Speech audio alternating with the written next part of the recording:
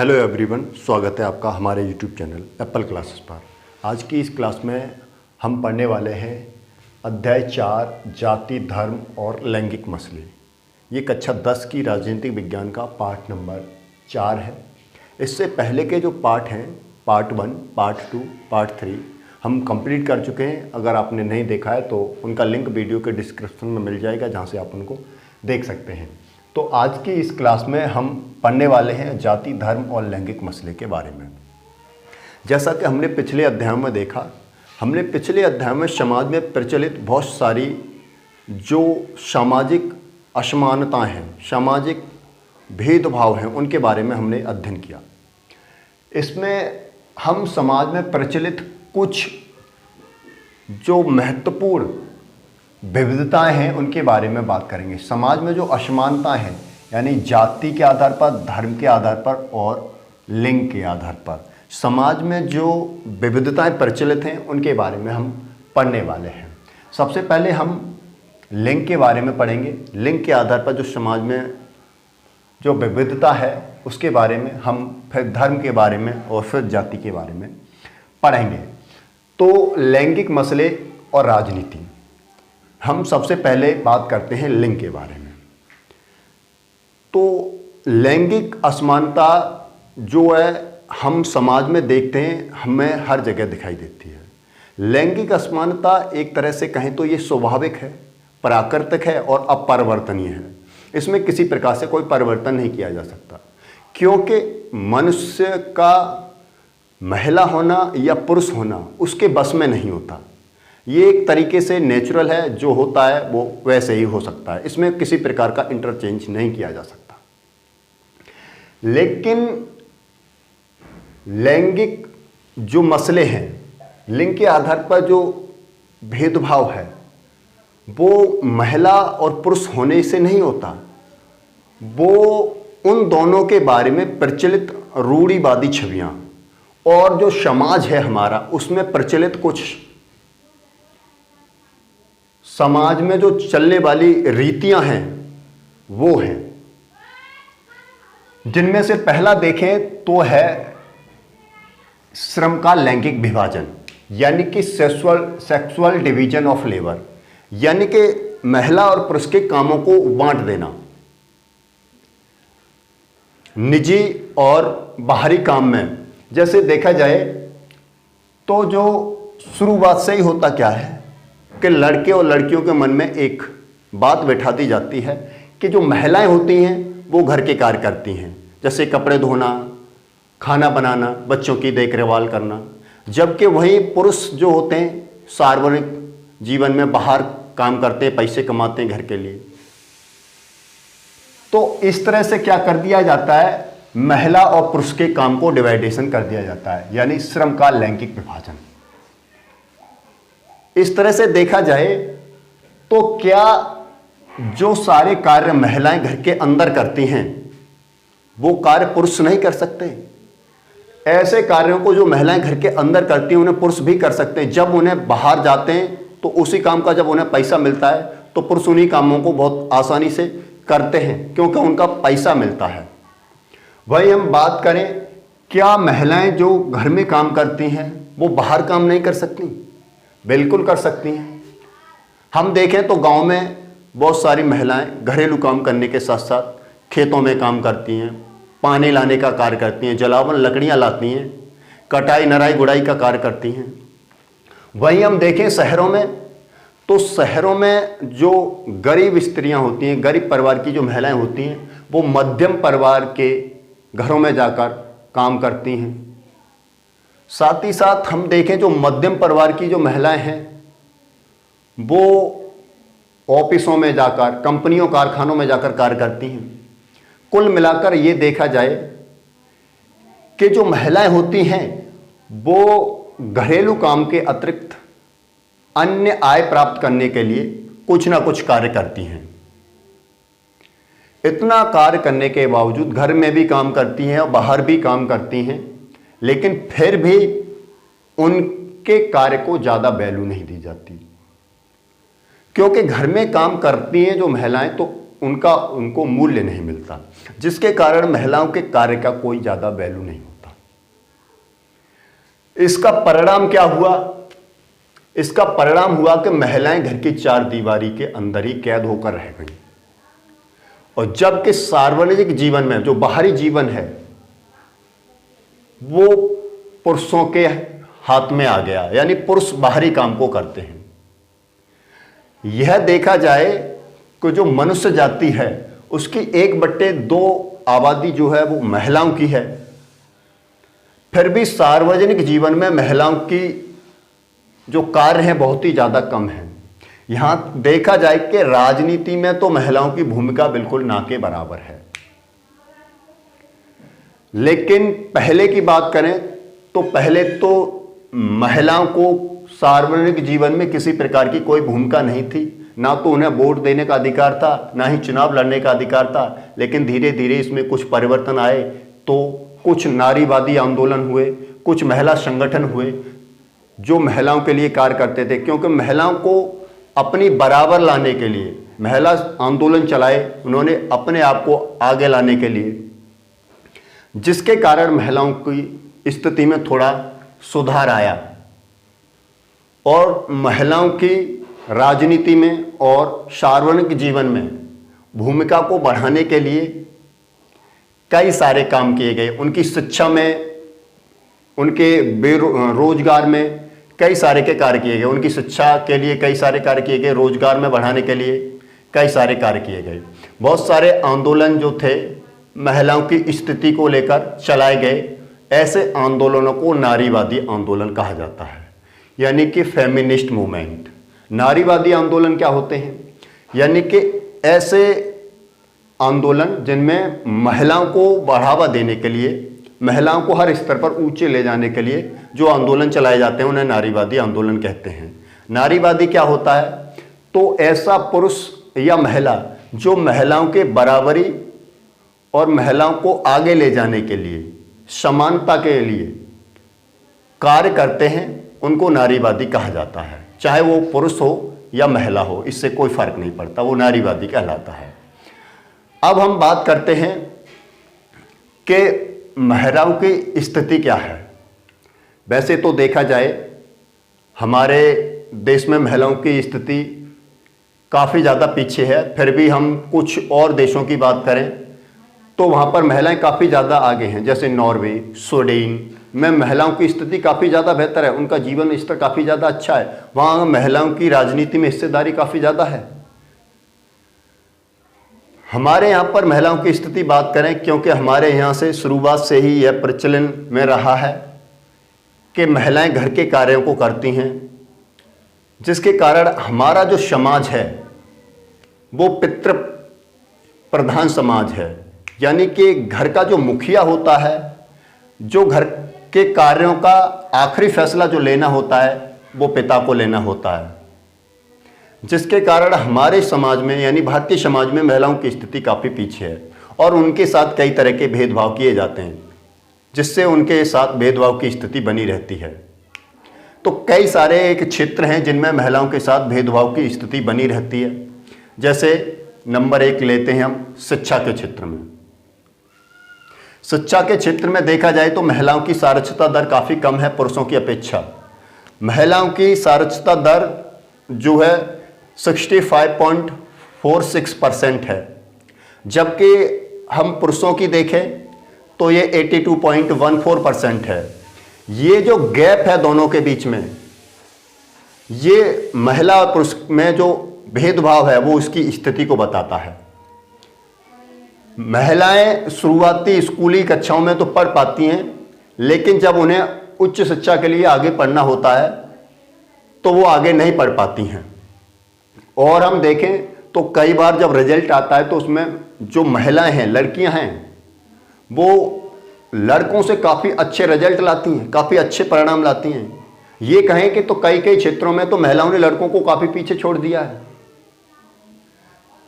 इतना सब कुछ होने के बावजूद भी आगे की जो हायर एजुकेशन होती है उनके लिए आगे के दरवाजे बंद हो जाते हैं, क्योंकि माता पिता जो होते हैं वो अपने संसाधनों में ज़्यादा से ज़्यादा उपयोग लड़कों के लिए करना चाहते हैं, जिसके कारण महिलाएं पीछे रह जाती हैं। इसका परिणाम ये हुआ कि अधिक आय वाले उच्च पदों पर महिलाओं की संख्या बहुत ही कम रह गई। एक सर्वे में देखा जाए तो हमारे देश में जो महिलाएं हैं वो पुरुष से करीब करीब 1 घंटे ज़्यादा कार्य करती हैं, फिर भी उनके कार्य की कोई वैल्यू नहीं दी जाती, क्योंकि वो घर में कार्य करती हैं और घर में कार्य करने के कारण उनको जो है उसका वेतन या मूल्य नहीं मिलता है, जिसके कारण महिलाओं के कार्य की ज़्यादा वैल्यू नहीं होती है।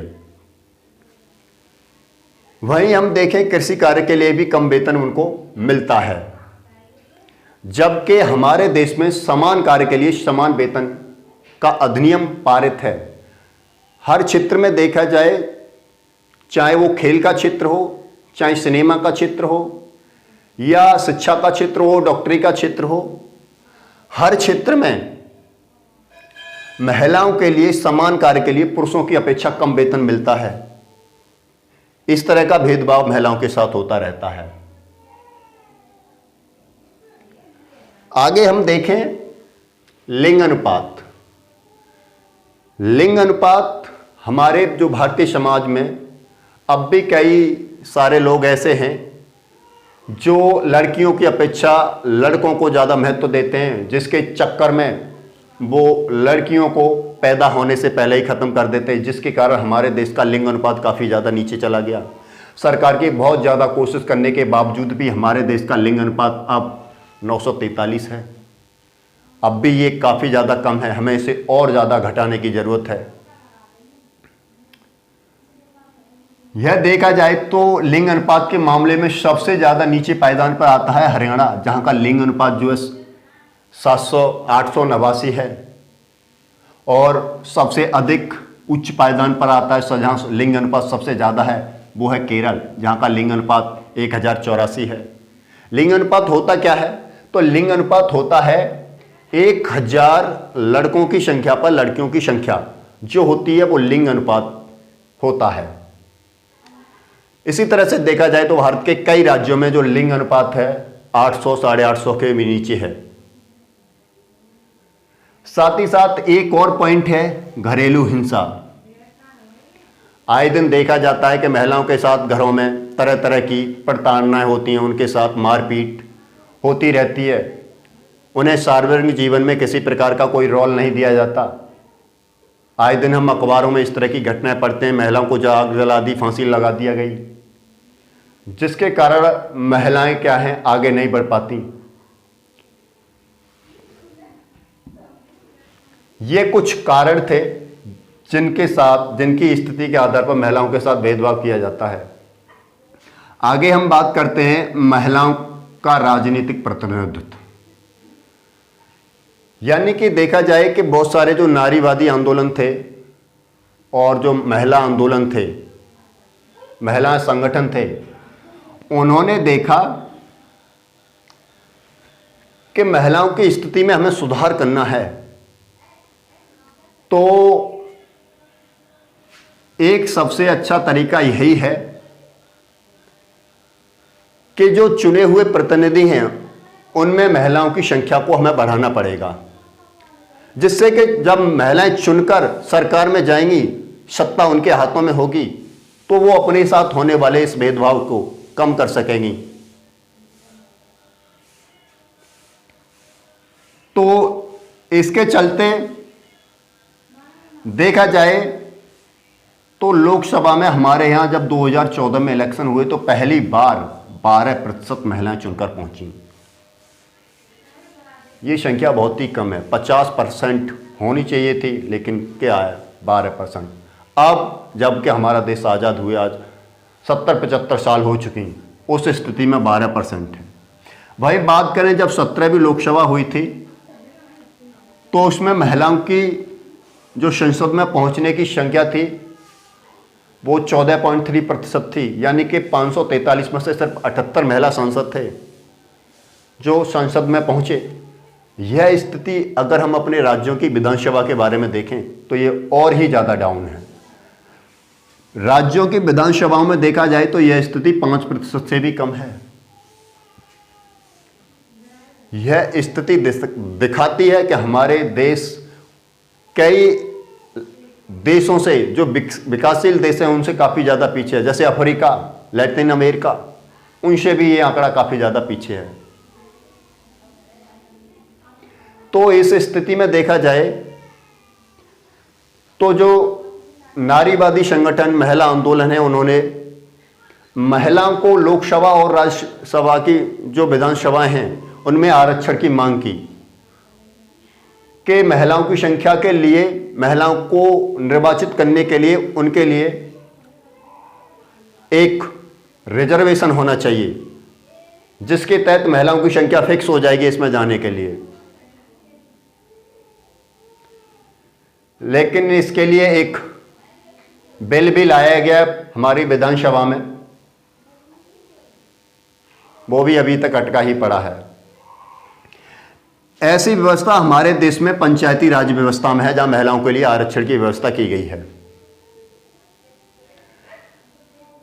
स्थानीय सरकारों में देखा जाए तो 1/3% महिलाओं के लिए आरक्षित किए गए हैं। यानी हमारे देश में महिलाओं के लिए आरक्षण की सुविधा सिर्फ और सिर्फ स्थानीय सरकार में की गई है। वहां पर जो ग्राम पंचायत और नगर पालिका के जो चुनाव होते हैं, वहां महिलाएं 1/3% महिलाओं चुनी जाती हैं। आज भी देखा जाए तो जो स्थानीय सरकारें होती हैं उनमें महिलाओं की जो संख्या होती है वो 10 लाख से अधिक होती है। चुने हुए प्रतिनिधियों के रूप में भारत में जो स्थानीय सरकारें होती हैं उनमें महिलाओं की संख्या 10 लाख से अधिक होती है। लेकिन यह आरक्षण हमें लोकसभा और विधानसभा में करने की भी जरूरत है। तो इसके लिए महिला प्रतिनिधि बढ़ाने के हेतु सुझाव और प्रयास के रूप में हमारे देश की संसद में एक बिल लाया गया था, जो बिल पिछले कई सालों से लटका पड़ा हुआ है, क्योंकि जितनी भी राजनीतिक पार्टियां हैं वो इस बिल को लेकर एक मत नहीं है, जिसके कारण ये बिल पास नहीं हो पा रहा है और अभी तक ये लटका हुआ है। क्योंकि हमारा समाज कहीं ना कहीं पुरुष समाज प्रधान है, तो वो नहीं चाहता कि महिलाएं पहुंचें, क्योंकि महिलाएं पहुंचेंगी तो उनका पत्ता कट जाएगा, वो नहीं पहुंच पाएंगे, जिसके कारण ये बिल अभी तक लटका हुआ पड़ा है। कुल मिलाकर इसका निष्कर्ष देखें तो निष्कर्ष निकलता है कि सामाजिक विभाजन का राजनीतिक मुद्दा बनाने से वंचित समूहों को लाभ होता है। यानी कि समाज में जो विभाजन होता है, उस विभाजन को यदि हम राजनीतिक मुद्दा बना लें, राजनीतिक मुद्दा बना लेते हैं, तो ये मुद्दा बड़े पैमाने पर जब सामने आता है तो इससे जो वंचित समूह हैं, ऐसे समूह हैं जिनको सरकार का कोई लाभ नहीं मिल पाता है, समाज में उनके साथ बराबरी का व्यवहार नहीं किया जाता, उनके साथ भेदभाव किया जाता है, ऐसे समूहों को लाभ होता है। जैसे हमने देखा कि महिलाओं को लिंग के आधार पर भेदभाव किया जाता है। जब महिलाओं का जो लिंग के आधार पर भेदभाव का जो कार्य था, जब राजनीतिक मुद्दा बन गया तो उनकी मांगें और ज़्यादा बढ़ने लगी, जिसके कारण उन्हें अब कई क्षेत्रों में फायदा हुआ। अब वो उच्च पदों पर जा सकती हैं, अब वो डॉक्टर बन सकती हैं, इंजीनियर बन सकती हैं, टीचर बन सकती हैं। ऐसा इसीलिए संभव हो पाया क्योंकि जो लिंग का सामाजिक विभाजन था, उसका जो मुद्दा था वो राजनीतिक मुद्दा बना लिया गया, और जिसके कारण महिलाओं को ये लाभ हो पाया। अभी भी हमारे समाज में महिलाओं के लिए बहुत कुछ करने की ज़रूरत है। महिलाओं को आगे लाने के लिए अभी भी हमें कई सारे कार्य करने की ज़रूरत है। हमारे देश में महिलाओं की स्थिति अभी भी काफ़ी ज़्यादा पिछड़ी हुई है और इसके लिए हमें बहुत सारे काम करने की ज़रूरत है। आई होप कि आपको ये वीडियो काफ़ी अच्छी लगी होगी। मेरे द्वारा जो बताया गया लैंगिक जो असमानता है समाज में, ये आपको अच्छे से समझ में आ गई होगी। अगर आपको ये अच्छी लगी है क्लास तो आप हमारे चैनल को सब्सक्राइब कर सकते हैं, वीडियो को लाइक कर सकते हैं, जिससे कि हमें मोटिवेशन मिले और अच्छे से वीडियो बनाने के लिए। सो थैंक यू, मिलते हैं अगली क्लास में। तब तक के लिए धन्यवाद।